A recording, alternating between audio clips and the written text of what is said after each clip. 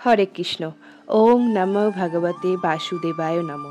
জয় শ্রীকৃষ্ণ। রাধে রাধে। রাধারানীর কৃপায় আশা করি সকলে ভালো আছেন ও সুস্থ আছেন। আজ আমি আপনাদের শ্রীমদ্ ভগবদ গীতার প্রথম অধ্যায় অর্থাৎ বিষাদ যোগের শ্লোক, অনুবাদ এবং তাৎপর্য, যেটি ছাড়া পড়ার উদ্দেশ্য ব্যর্থ, কারণ এই তাৎপর্যের মাধ্যমেই ভগবান শ্রীকৃষ্ণ আমাদের কি বলতে চেয়েছেন তা আমরা বুঝতে পারি ও জানতে পারি অতি সহজভাবে। কৃষ্ণ কৃপা শ্রীমূর্তি শ্রী অভয়চরণবৃন্দ ভক্তি বেদান্ত স্বামী প্রভুপাদের শ্রীমদ্ ভগবদ গীতার যথাযথ গ্রন্থটি থেকে আমরা সঠিক তাৎপর্যের মানে জানতে পারি।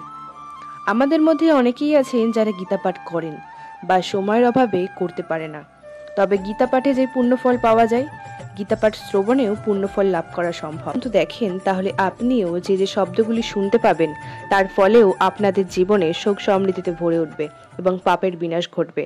তবে শুরু করা যাক। জয় গীতা। প্রথম অধ্যায় বিষাদ যোগ। শ্লোক নাম্বার 1।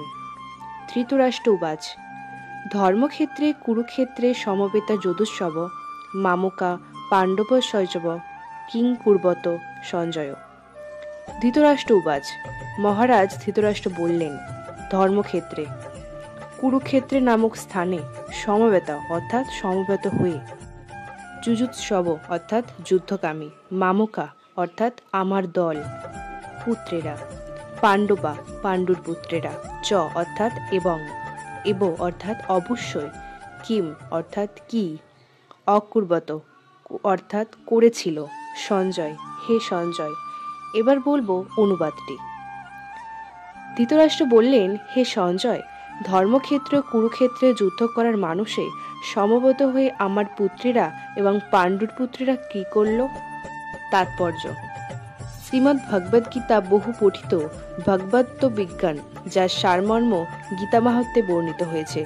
সেখানে বলা হয়েছে যে ভগবদ গীতা পাঠ করতে হয় ভগবদ্দর্শী কৃষ্ণ ভক্তের তত্ত্বাবধানে, পুঙ্খানুপুঙ্খভাবে বিশ্লেষণ করার মাধ্যমে এবং ব্যক্তিগত উদ্দেশ্য প্রণোদিত ব্যাখ্যাসমূহ বর্জনপূর্বক তা হৃদয়ঙ্গম করার চেষ্টা করা উচিত।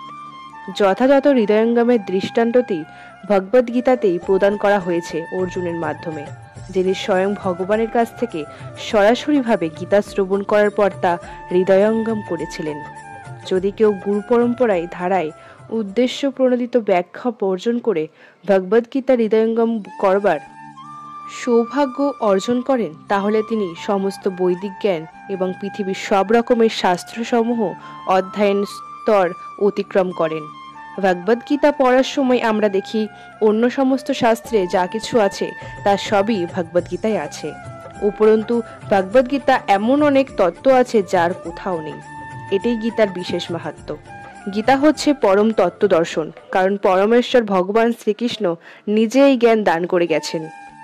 মহাভারতে বর্ণিত ধৃতরাষ্ট্র ও সঞ্জয়ের আলোচনার বিষয়বস্তুটি ভগবদ্গীতার মহৎ তত্ত্ব দর্শনের মূল উপাদান।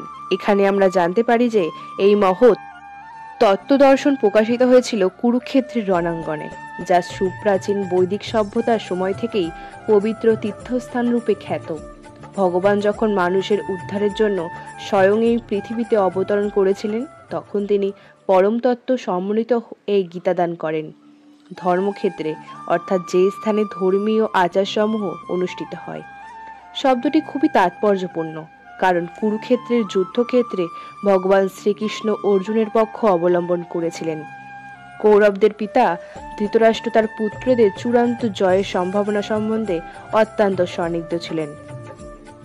তাই দ্বিধাগ্রস্ত চিত্তে তিনি তার সজীব সঞ্জয়ের কাছে জানতে চাইলেন তারা কি করল। তিনি নিশ্চিত ছিলেন যে তার পুত্রেরা ও তার কনিষ্ঠ ভ্রাতা পাণ্ডুর পুত্রেরা কুরুক্ষেত্রের ভূমিতে যুদ্ধ করবার মানুষেই সমবেত হয়েছে। তবুও তার অনুসন্ধানটি ছিল তাৎপর্যপূর্ণ। তিনি চাননি যে পাণ্ডব ও কৌরবদের মধ্যে কোনো আপোষ মীমাংসা হোক। তিনি আশা করেছিলেন যে যুদ্ধে তার পুত্রদের ভাগ্য সুনিশ্চিত হোক। যেহেতু এই যুদ্ধের আয়োজন হয়েছিল কুরুক্ষেত্রে, যাকে বেদে আরাধনার ক্ষেত্র বলে উল্লেখ করা হয়েছে, এমনকি দেবতাদের জন্যেও, তাই ধৃতরাষ্ট্রেও এই যুদ্ধের ফলাফলের উপর এই পবিত্র স্থানের প্রভাব সম্বন্ধে শঙ্কাকুল হয়েছিলেন। তিনি খুব ভালোভাবে জানতেন যে অর্জুন এবং পাণ্ডুর অনন্যা পুত্রদের উপর এই পবিত্র স্থানের মঙ্গলময় প্রভাব পড়বে। কারণ তারা সকলেই ছিলেন অত্যন্ত ধর্মপরায়ণ। সঞ্জয় ছিলেন ব্যাসদেবের শিষ্য, তাই ব্যাসদেবের আশীর্বাদে তিনি দিব্য দৃষ্টির প্রভাবে ধৃতরাষ্ট্রের ঘরে বসে কুরুক্ষেত্রের রণাঙ্গন দেখতে পাচ্ছিলেন। আর তাই ধৃতরাষ্ট্র তাকে যুদ্ধক্ষেত্রের পরিস্থিতি সম্পর্কে জিজ্ঞাসা করেন। পাণ্ডবরা এবং ধৃতরাষ্ট্রের পুত্রেরা ছিলেন একই পরিবারভুক্ত, কিন্তু ধৃতরাষ্ট্রের মনোভাব এখানে প্রকাশ পেয়েছে। তিনি কেবল তার পুত্রদেরই উদ্দেশ্য প্রণোদিতভাবে কৌরব বলে গণ্য করে পাণ্ডুর পুত্রদের বংশগত উত্তরাধিকার থেকে বঞ্চিত করতে চেয়েছেন। এভাবে তার ভ্রাতুষ্পুত্র বা পাণ্ডুপুত্রদের প্রতি তার মনোভাবের মাধ্যমে ধৃতরাষ্ট্রের বিশেষ দৃষ্টিভঙ্গিটি সম্বন্ধে বোঝা যায়। ধানক্ষেত্রে যেমন আগাছাগুলি তুলে ফেলে দেওয়া হয়, ঠিক তেমনি এই আলোচ্য বিষয়টি শুরু থেকেই এটি আশা করা যায় যে কুরুক্ষেত্রের ধর্মক্ষেত্রে, যেখানে ধর্মের জনক শ্রীকৃষ্ণ স্বয়ং উপস্থিত হয়েছেন, আগাছার মতোই ধৃতরাষ্ট্রের পুত্র ও তাদের অনুগামীদের উপড়ে ফেলা হবে এবং ভগবানের ইচ্ছাক্রমে ধার্মিক যুধিষ্ঠির নেতৃত্বে ধর্মপরায়ণ মহাত্মাগণের পুনঃপ্রতিষ্ঠা হবে। ঐতিহাসিক এবং বৈদিক গুরুত্ব ছাড়াও ধর্মক্ষেত্রে কুরুক্ষেত্রে শব্দ দুটির এই হলো তাৎপর্য। গীতার প্রতিটি অধ্যায় শ্লোকের মধ্যে অনেক কিছু জানার আছে এবং তা সঠিকভাবে জীবনে প্রয়োগ করার জন্য প্রয়োজন তাৎপর্যগুলি পড়া। গীতার প্রত্যেকটি শ্লোকের অনুবাদ সহ তাৎপর্যগুলি আপনাদের সামনে আমি উপস্থাপনা করে তুলে ধরব। গীতা পাঠটি শুনে ভালো লাগলে অবশ্যই সাবস্ক্রাইব করে নোটিফিকেশন বেলটি অন করে রাখবেন, যাতে প্রতিটি শ্লোকের তাৎপর্যগুলি সবার প্রথমে আপনার কাছে যায়। ধন্যবাদ। রাধে রাধে।